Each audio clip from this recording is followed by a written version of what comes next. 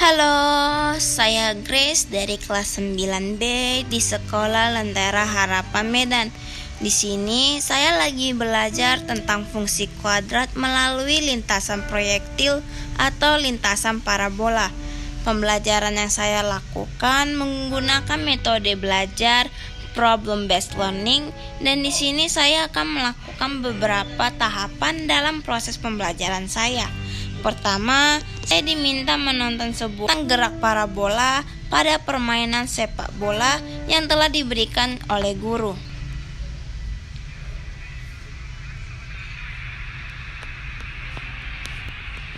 Seperti yang kita lihat tadi, bolanya itu ditendang sampai ke gawang dan membentuk sebuah lengkungan. Lengkungan itu merupakan lintasan proyektil atau lintasan parabola.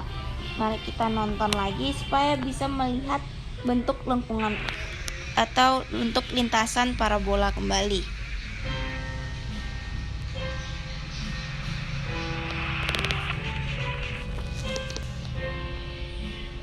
Kemudian saya diminta untuk membuka sebuah link, dan saya akan memulai membuat gerak parabola atau lintasan parabola proyektil di sini. Saya pernah mencobanya, jadi saya akan membuat sesuai dengan percobaan yang pernah saya buat. Di sini saya bisa mengatur derajat, lalu mengatur kecepatan. Saya bisa mengatur massnya atau berat. Saya bisa mengatur diameternya, atau saya juga bisa mengatur gravitasinya.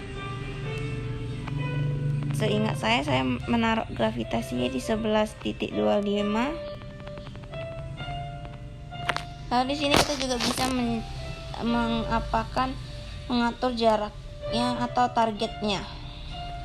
Lalu kita tinggal pencet warna merah ini untuk melepaskan tembakan. Kalau tembakannya sudah 3 point, kita bisa langsung screenshot, kita unduh.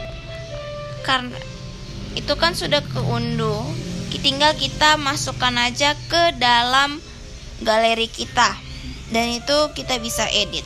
Selanjutnya kita ke Google atau ke browser lain, lalu kita akan mencari yang namanya desmos.com.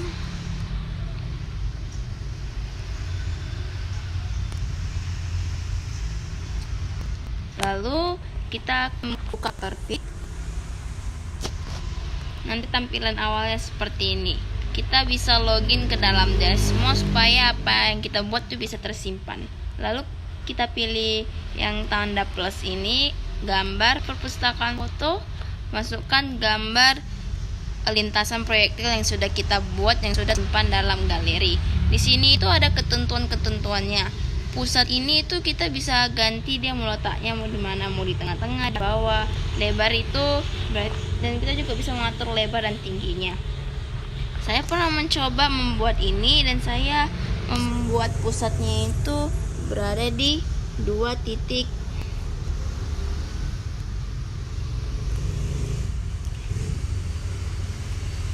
Saya membuat pusatnya itu berada di 2.64,1.32. Lalu lebarnya saya jadikan 10.03, tingginya 3.19. Nah, jadinya seperti ini. Setelah itu kita masukkan suatu persamaan, yaitu fx sama dengan ax kuadrat ditambah bx ditambah c. Habis itu klik semua. Nanti akan muncul sebuah lintasan dan akan muncul angka atau nilai ABC. Nilai ABC ini bisa diganti karena nilai ABC ini akan mempengaruhi lintasan. Jika nilai A positif, maka lintasannya akan melengkung ke atas. Jika nilai A negatif, maka lintasannya akan melengkung ke bawah. Jika nilai B itu positif, maka lintasannya akan berada ke kanan. Jika B-nya itu negatif, lintasannya itu akan mengarah ke kiri. Dan itu dapat terjadi jika A-nya itu negatif. Berbeda jika A-nya itu positif, maka jika B-nya positif, dia itu mengarah ke kiri. Sedangkan jika B-nya negatif, akan mengarah ke kanan. Berarti jika A itu negatif dan B negatif, A dan nilai B positif atau A positif itu akan mempengaruhi bentuknya juga. Lalu C itu mempengaruhi letaknya. Jika C itu positif, dia akan berada di atas sumbu X. Jika C-nya negatif, maka dia akan ke bawah sampai di bawah sumbu X. Sumbu X itu merupakan garis horizontal, sedangkan sumbu Y merupakan garis vertikal. Sebab saya sudah pernah membuatnya, saya tinggal memasukkan nilai yang pernah saya dapat, yaitu min 0,2 untuk A. Lalu untuk B itu 1, untuk C itu 1,2. Nah, di sini kan lintasannya sudah sama seperti gambar, karena fungsi dari nilai ini yang membuat suatu lintasan parabola yang sesuai kita inginkan. Jika kamu sudah punya gambar, tinggal buat aja lintasan yang sesuai dengan gambarnya. Lalu kita bisa masukkan suatu angka, kita buat pembatasnya. Pertama kita akan masukkan nilai yang kita inginkan. Lalu ini fungsi dari yang saya buat tadi itu sebagai pembatas lintasan. Tadi kan kita lihat lintasan ini itu tadi ke bawah, panjang ke bawah. Tapi pas saya sudah buat tadi itu dia ngebatasin, terbatas jadinya. Cuma sampai di sumbu X ini aja. Itu fungsi dari hal tadi. Nah, dari sini kita udah dapat lihat kalau bolanya mulai ditembak dari sini, dari min 1 sampai menuju ke 6. Jadi kita bisa tahu jarak yang sudah ditempuh bola itu 7. Dari mana? Dari 1 tambah 6. Kenapa tidak min 7? Min 1 tambah 6 jadinya min 7. Atau bukan, min 1 tambah 6 jadinya min 5. Itu kenapa enggak begitu? Karena kita tahu kalau suatu lintasan itu atau suatu ukuran asli itu nggak ada yang min gitu kan, karena ini kan totalnya, jadi kita nggak perlu pakaikan min, jadi langsungkan aja 1 tambah 6 jadinya 7. Jadi bola sudah bergerak sejauh 7. Nah, lintasan parabola atau proyektil tadi merupakan grafik atau bentuk dari fungsi kuadrat. Nilai-nilai yang kita buat tadi, yaitu pada A, B, dan C, itu disebut sebagai persamaan fungsi kuadrat. Kita perlu mengetahui bahwa persamaan fungsi kuadrat bisa ditulis seperti fx sama dengan ax kuadrat tambah bx tambah c, atau bisa ditulis seperti y sama dengan ax kuadrat tambah bx tambah c, atau bisa y-nya itu di belakang, yaitu ax kuadrat tambah bx tambah y tambah c tambah y. Nah, selanjutnya kita akan mengenal yang namanya nilai optimum atau nilai tertinggi yang telah dilalui bola dalam grafik fungsi kuadrat. Jadi istilahnya itu titik puncak atau titik tertinggi pada grafik fungsi kuadrat. Cara mengetahuinya itu dengan 2 rumus, yaitu mencari sumbu simetris, yaitu x-nya dengan rumus xp sama dengan min b per 2a. Lalu kita mencari y-nya, yaitu nilai maksimum atau minimum, dengan rumus yp sama dengan b pangkat 2 dikurang 4ac per min 4a. Lalu kita akan mencari sumbu simetrisnya. Kita sebut aja sumbu simetris itu sebagai H, sebagai penyebutnya aja H, biar lebih gampang. Oh, sumbu simetris itu H. Jadi kita masukkan rumusnya, xp sama dengan min b per 2a. Kita masukkan nilai b dan a, yaitu nilai b adalah 1, nilai a adalah min 0,2. Kenapa tidak pakai koma aja, karena koma ini akan digunakan untuk nilai lain. Jadi untuk penanda angka itu berkoma-koma, di sini akan pakai titik. Jadi 2 dikali min 0.2 itu sama dengan min 0.4. Jadinya 1 min 1 per min 0.4 sama dengan 2.5. Lalu kita akan mencari nilai maksimumnya, yaitu kita sebut aja sebagai K. Sebagai penandanya nilai maksimum adalah K dengan rumus YP sama dengan B pangkat 2 dikurang 4AC per min 4A. Kita masukkan nilai B, A, dan C-nya, dimana 1 pangkat 2 itu sama dengan 1, min 4 dikali min 0.2 dikali 1.2 sama dengan 0.96, lalu min 4 dikali min 0.2 sama dengan 0.8. Jadinya kita dapat 1 tambah 0.96 per 0.8. Lalu kita selanjutnya 1.96 per 0.8, hasilnya 2.45. Lalu apa jadinya kalau kita disuruh mencari persamaan dari grafik fungsi kuadrat, tapi kita nggak tahu persamaannya, nggak dikasih tahu persamaannya, dan kita nggak menggunakan Desmos. Maka itu kita akan mencari grafik fungsi kuadrat dengan 3 rumus. Ada 3 rumus untuk mencari persamaannya, dan 3 rumus ini memiliki syarat-syaratnya sendiri. Rumus pertama yaitu Y sama dengan A buka kurung X kurang H pangkat tutup kurung pangkat 2 tambah K.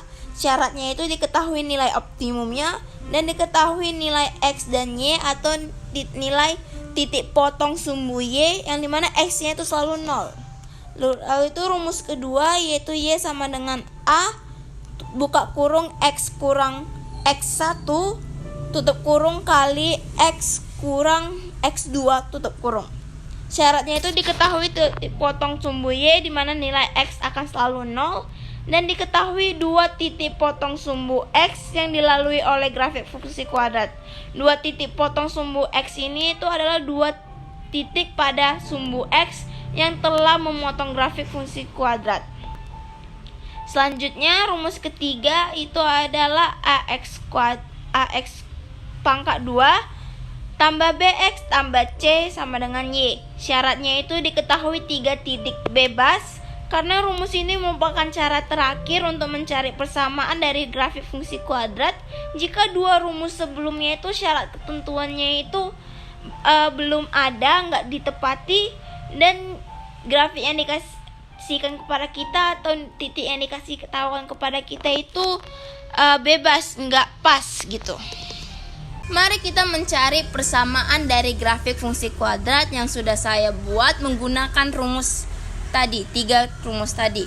Rumus pertama kita sudah dapat ketentuannya, yaitu X, Y atau nilai atau titik sumbu Y, titik potong sumbu Y yaitu 0,1.2. Lalu kita ketemu nilai optimumnya yaitu HK yaitu 2.5,2.45. Nah, tahap pertama itu kita tulis rumusnya pasti, lalu kita masukkan nilai Y, nilai X, nilai H, dan nilai K. Tapi A tetap, karena tahap pertama ini kita akan mencari nilai A. Jadi sudah dimasukkan, jadinya sama dengan 1.2 sama dengan A 0 kurang 2.5 kuadrat ditambah 2.45. Jadi setelah kita udah ngitung, jadinya itu min 2.5 kuadrat itu sama dengan 6.25A ditambah 2.45. Jadinya nanti A ini akan dikalikan dengan 2.5 kuadrat. Lalu nanti 6.25 A ini akan dipindah ke depan persamaan, ke depan sama dengan, jadinya itu kan dari positif jadi ke negatif. Jadinya itu negatif 6.25A sama dengan 2.45 dikurang 1.2. 1.2 ini dipindahkan ke belakang dari positif jadi negatif juga. Nah, habis itu kita dapat dari 2.45 dikurang 1.2 itu sama dengan 1.25. Lalu kita buat A sama dengan 1.25 per min 6.25. Jadi kalau untuk mencari A, kita dibagi 1.25 ini dibagi dengan min 6.25, maka kita dapat nilai A-nya itu min 0.2. Lalu tahap keduanya, karena kita sudah dapat nilai A, kita tinggal masukkan nilai H dan K. Nilai Y dengan nilai X tidak usah dimasukkan. Jadi nilai H dan K kita masukkan. Nah, X kurang 2.5 kuadrat itu sama aja seperti X kurang 2.5 dikali dengan X kurang 2.5. Jadi nanti X dikali dengan X sama dengan X kuadrat, X dikali min 2.5 sama dengan min 2.5X, lalu min 2.5 dikali dengan X jadinya kurang 2.5X, lalu min 2.5 dikali min 2.5 jadinya positif 6.25. Kenapa bisa begitu? Karena ini sama aja seperti kali pelangi. Jadi X kurang 2.5 dikali pelangi dengan X kurang 2.5. Lalu itu min 0.2 ini juga dikali pelangi dengan X kuadrat dikurang 5X ditambah 6.25. Jadinya hasilnya itu min 0.2X kuadrat ditambah 1X dikurang 1.25 ditambah 2.45. Lalu kita dari situ dapatlah kalau min 0.2 X kuadrat, maaf saya lupa menaruh X-nya, ditambah 1X ditambah 1.2. Jadi dari tahap ini kita udah dapat persamaannya. Mari kita mencari persamaan menggunakan rumus kedua. Nah, ketentuannya saya udah dapat nilai X, Y-nya atau nilai titik potong sumbu Y-nya itu 0,1.2. Habis X1 itu min 1,0 dan X2 itu 6,0. Tahap pertama itu kita mencari A juga. Jadi kita tinggal masukkan nilai X1, X lagi X2 dan Y. Kita nggak usah masukkan nilai A. Nah, dari sini kita dapat 0 tambah 1 itu 1, 0 kurang 6 itu min 6. Jadinya A dikali 1 dikali min 6 jadinya min 6A. Kita bagi jadinya A sama dengan 1.2 per 6 per min 6. Jadinya dapat A itu min 0.2. Lalu tahap kedua, karena sudah dapat nilai A, kita tinggal masukkan nilai A aja, tapi nilai Y dan X nggak usah. Nilai X1 dan X2 tetap. Nah, di sini kan ada X1 kurang X kurang X1, X kurang X2. Ini kita kali silangkan sama seperti di rumus pertama. Jadi X dikali dengan X jadinya X kuadrat, X dikali min 6 jadinya min 6X, 1 dikali X jadinya X atau 1X. Habis itu 1 dikali min 6 jadinya min 6. Di situ kan min 6X ditambah 1 itu sama dengan min 5X. Lalu kita kali silangkan lagi min 0.2 ini ke dalam. Jadinya kita dapat min 0.2X kuadrat ditambah 1X ditambah 1.2. Nah, dari tahap kedua ini juga atau dari rumus kedua ini juga kita juga sudah mendapatkan persamaan grafik fungsi kuadrat yang sama dengan rumus ke-1 dan sama dengan grafik yang sudah saya buat. Lalu kita akan menggunakan rumus ketiga. Kita sudah dapat 3 titik yang dilalui oleh grafik fungsi kuadrat yaitu 0,1.2, 1.2, 1,2 dan 4,2. Itu adalah 3 titik yang dilalui oleh grafik fungsi kuadrat. Pertama kita cari dulu dari titik 0,1.2. Kita masukkan rumusnya, lalu kita masukkan angka x-nya, x dan y. X-nya itu 0, y-nya itu 1.2.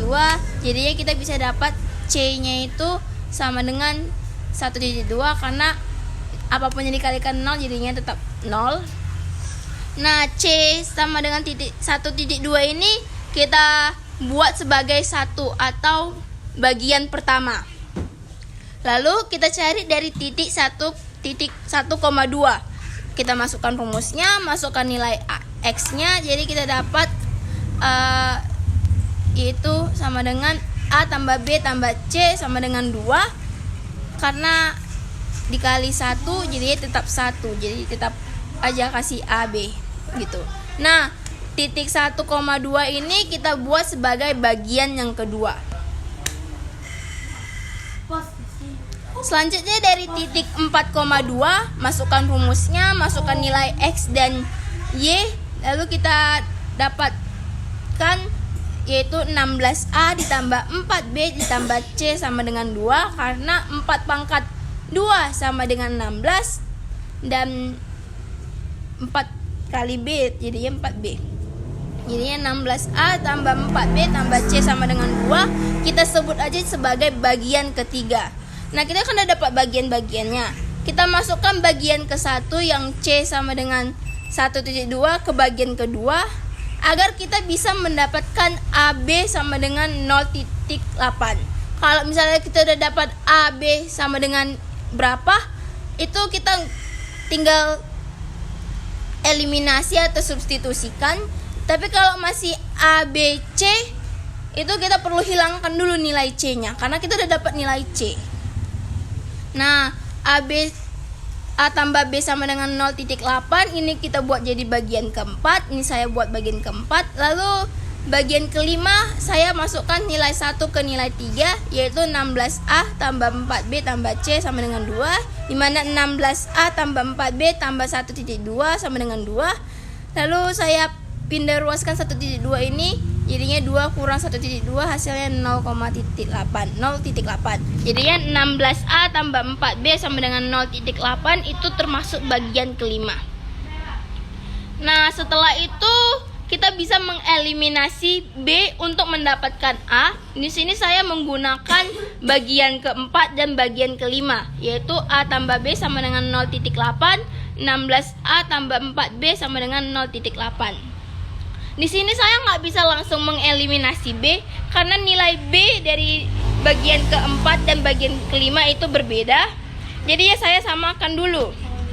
Bagaimana saya samakan?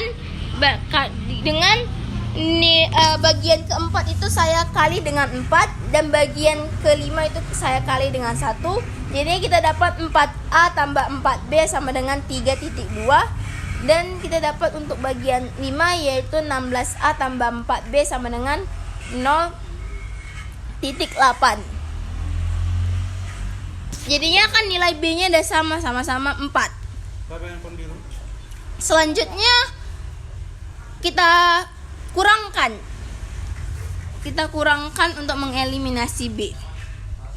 Jadi 4B dikurang 4B sama dengan 0. 4A dikurang 16A sama dengan min 12A. 3.2 dikurang 0.2 sama dengan 2.4. Lalu kita bagikan A sama dengan 2.2 bagi min 12 sama dengan min 0.2.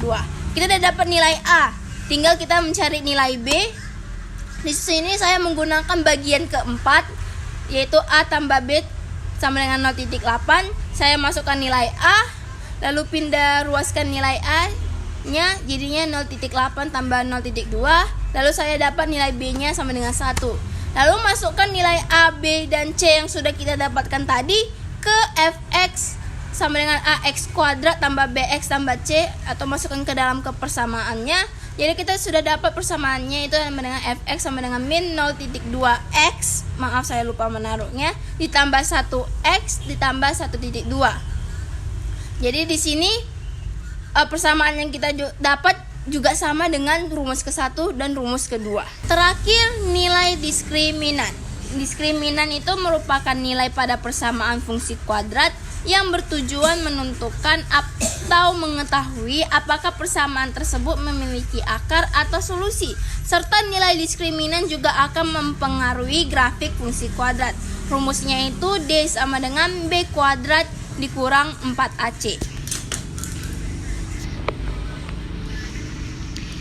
Jadi mari kita mencari nilai diskriminan dengan memasukkan nilai B, A, dan C, di mana 1 kuadrat itu hasilnya 1, min 4 dikali min 0.1 dikali 1.2 sama dengan 0.96, 1 tambah 0.96 jadinya 1.96. Nah, dari sini kita akan mengetahui bahwa nilai diskriminannya itu lebih besar daripada 0. Ini mengartikan bahwa persamaan fungsi kuadrat memiliki akar atau solusi sebanyak 2 dan bentuk grafiknya itu akan terbelah atau terpotong oleh sumbu X. Jika kita melihat kembali ke Desmos tadi, maka kita bisa lihat di Desmos grafik fungsi kuadrat yang saya miliki itu terpotong oleh sumbu X atau garis horizontal. Karena nilai diskriminannya itu lebih besar daripada 0. Berbeda jika nilai diskriminannya itu lebih kecil daripada 0 atau negatif, itu membuat persamaan fungsi kuadrat itu tidak mempunyai persamaan, tidak mempunyai akar atau solusi, serta grafik dari fungsi kuadrat ini itu tidak akan terpotong. Tidak akan terpotong oleh sumbu X karena dia tidak memiliki akar. Lalu kalau nilai diskriminannya itu sama dengan 0 atau nilainya 0, maka dia itu memiliki akar, tapi cuma satu solusinya, dan grafik fungsi kuadratnya itu juga tidak terpotong oleh sumbu X. Berdasarkan hasil analisa saya dapat menyimpulkan bahwa lintasan parabola merupakan lintasan yang berbentuk setengah lingkaran atau melengkung ke atas atau ke bawah. Jadi lintasan parabola itu bisa ke atas, bisa ke bawah. Dan ini bisa terjadi jika nilai A-nya itu dikuadratkan atau setidaknya dia itu memiliki nilai kuadrat. Karena tidak mungkin grafik fungsi kuadrat tapi nilai pada persamaannya tidak ada yang kuadrat, maka grafiknya pun gak akan berbentuk seperti parabola atau lintasan parabola. Dan kita juga tahu nilai B dan C dan A mau positif mau negatif itu akan mempengaruhi juga dengan grafiknya. Serta ada namanya sumbu X dan sumbu Y, yaitu sumbu X yang horizontal dan sumbu Y yang vertikal, atau sumbu X yang tidur, sumbu Y yang berdiri. Itu juga membantu kita dalam memahami grafik fungsi kuadrat.